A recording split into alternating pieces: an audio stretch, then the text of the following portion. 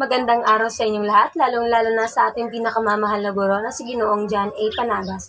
Ako nga pala si Barbie Jane Didi Catoya na magtatalumpati sa inyo ngayon sa inyong harapan ngayon. Isa ka ba sa pagkabataan ngayon na a-addict na sa online games? Kumusta naman ang pag-aaral mo? Sino ba ang mahilig dito sa Dota, ML, o mga online games? Karamihan naman, hindi ba?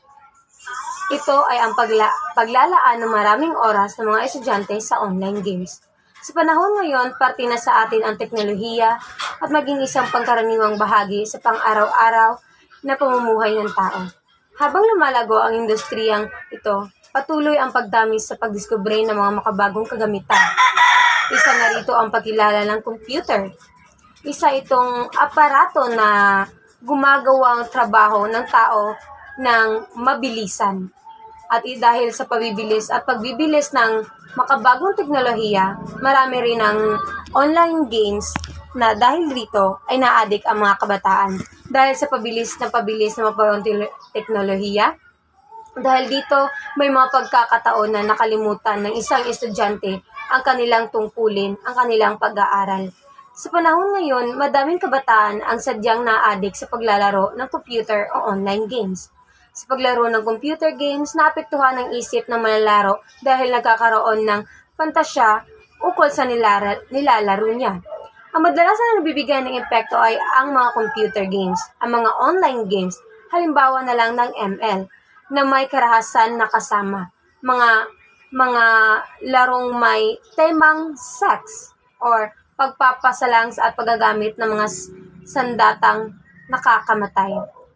Kung grabe na ang pagkahumaling ng mag-aaral sa isang online games, nagkakaroon na ito ng hindi magandang epekto sa kanilang kalusugan at pati na rin sa kanilang pag-iisip at pag-uugali. Ang paglaging pagtutok sa computer o sa isang online games ay nakasisira sa mga kaisipan ng kabataan o sa mata, lalong-lalo na kung walang proteksyon ito.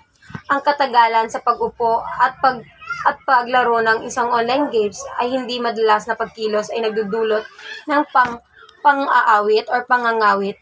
Walang sariling computer at nagre-renta lamang dito na madalas naubos ang kanilang pera imbes na pambili ng mga kagamitan o pangbaon sa eskwela o mga pagkain na kinakailangan sa pangaraw-araw.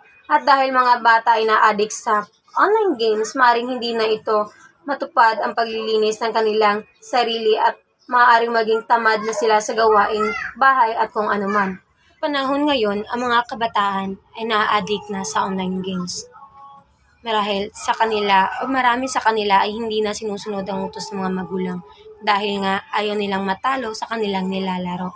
Ang isang online games ay nakaka-addict. Subalit, sa panahon rin ngayon, dapat unahin ng kabataan ang pag-aaral.